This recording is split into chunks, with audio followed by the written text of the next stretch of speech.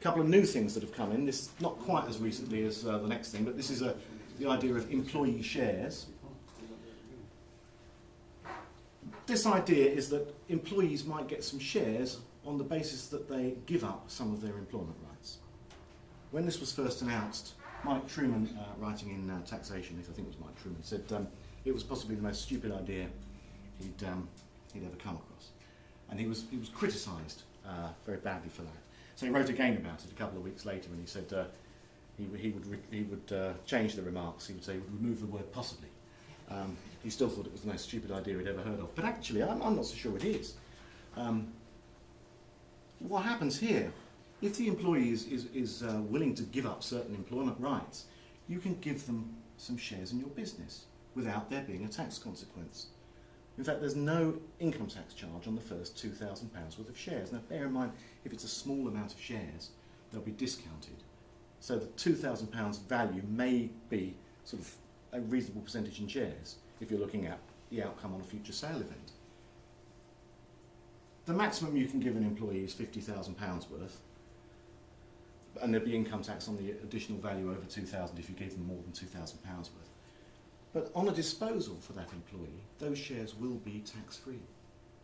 That's amazing, isn't it? I mean, if you could give somebody 10% of a company, a small start-up company, for no tax consequence, and when they sell it on a disposal, it's tax-free, I would say that's a pretty extraordinary outcome. What are the rights you're giving up? Maybe there's a big problem here then. Unfair dismissal rights. Apart from automatically unfair reasons like discrimination or health and safety reasons. Statutory redundancy pay you're giving up. Flexible working or time off to train. And that's it. For most people working in the OMB sector, most of that isn't worth very much anyway. Sorry, I shouldn't say that. But I would say that there's a certain amount of truth in that. You have to have written statement of terms to the employee to tell them what their employment rights consequences of their taking these shares is, and they must receive independent advice. And obviously you've got to value the shares. But other than that, it's a pretty easy thing to set up. Having said that, there are very few takers. There are very few people who have actually taken this option up. But it looks to me to be a pretty exciting thing to try and do. This year, this is so new that I don't know enough about it yet. Finance Act 2004, Employee Ownership Trusts. You can have a CGT, capital gains tax disposal, of your company to an employee ownership trust. So if you want to exit your business, and you don't necessarily want to pass it on to the next generation of the family, and you can engineer a sale into an employee-owned trust, you can do that free of tax. You might be able to do that by selling the shares and then paying a dividend into the trust, and the trust could actually pay your proceeds. There are real planning opportunities here. And also, once that's the case, once that's in place, this company can make tax-free bonus payments of up to £3,600 per annum per employee, and they're free of tax to the employee. So I think there's a lot of planning opportunities here. You can't just use the bonus payments as a replacement for salary, and there's got to be certain conditions met. There's a participation requirement, equality requirements, all the rest of it. I'll go through each of them in turn. The indirect employee ownership requirement is just that the trust must own a controlling interest in the shares. So in other words, it's got to own more than 50%. All relevant employees must be eligible to participate, so you can't have some employees getting the bonus and some not. But you can impose a minimum employment period, which was 12 months. So you could say that nobody can get their bonus unless they've been with the company 12 months. You can't have the bonus determined by anything other than remuneration, length of service or hours worked. So you can't have sort of spurious reasons, hair colour, who I like, whether or not you've got a tattoo, that kind of thing. It's got to be on something sensible. The last thing I'm going to cover, a very, very quick flip through other tax saving ideas that are very, very easy to set up, and then I promise you I will stop. First thing is to look at the nursery voucher scheme. Now, nursery voucher scheme is going to be phased out from sometime next year, autumn 2015, I think.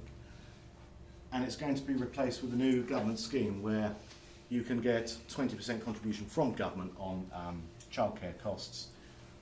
But it'll only be available to those people who aren't receiving any kind of tax credit, which may actually be much worse than the current scheme, because if you can get tax credits up to quite high rates of salary. So the nursery voucher scheme, as it is at the moment, might be a much better option. And bear in mind that from next autumn, you won't actually be able to get involved in a nursery voucher scheme anymore. So if this is going to be better, or if you're not going to be able to benefit from the government scheme next year, you need to get into one of these quickly. These are the savings per annum, per employee, if you're in this scheme and if you joined pre-2011 when the rules changed. If you're a basic rate taxpayer, being in a nursery voucher scheme can save you £1,100 a year in cash. If you're a higher rate payer, £1,400, and if you're an additional rate payer, £1,500.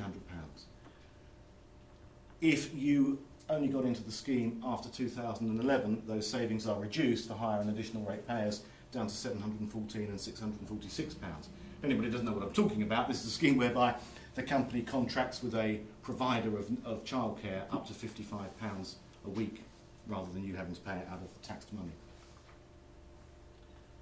That's what I said about tax-free childcare, so I won't bother going on about it again.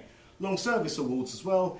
If somebody's been in your business more than 20 years, you can give them a gift worth £50 for every year of service.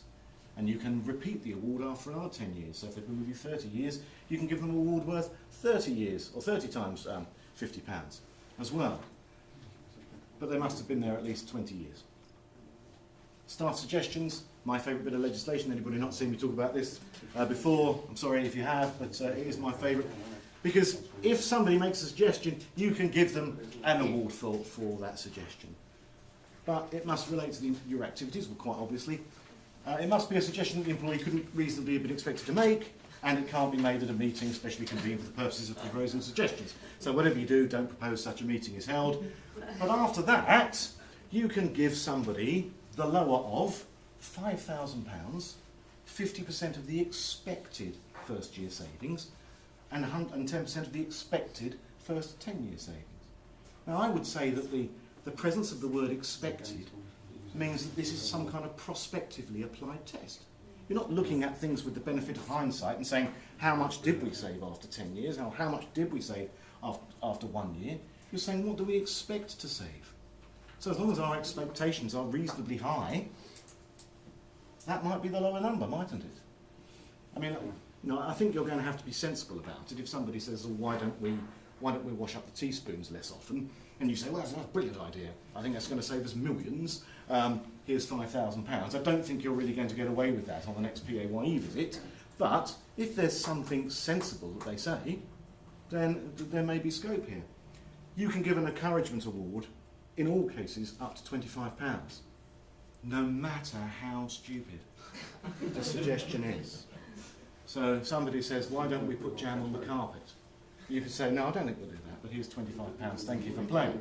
Now, we did say that to one of our clients, and they said, well, couldn't we just pay somebody's entire salary like that, because they could just keep making suggestions. And I don't think that's really going to work. But I'd have to say, I did struggle to find a legislative bar on it, but I don't think it's worth trying.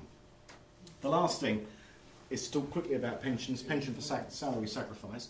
If somebody is making pension contributions of their own into their own scheme, and they will be getting tax relief on their contributions, you can actually save cash by making the contribution via the employer, and the employer claiming tax relief on it, and not paying the salary instead to the employee. The savings are there per £1,000 pre-tax scheme funding. If you want to fund the scheme for an additional £1,000, if the personal rate is 20%, the overall saving on that £1,000 is £339. That gradually drops down depending on the personal rate of the employee. But really and truly, I put that in to remind you about auto-enrolment. This is the last slide. Auto-enrolment, as you all know, has been going on for some time. There's a TV campaign where everyone says, I'm in. And large employers have already what's known as staged. Their staging date has passed and they're already in auto-enrolment. They already have to have auto-enrolment schemes.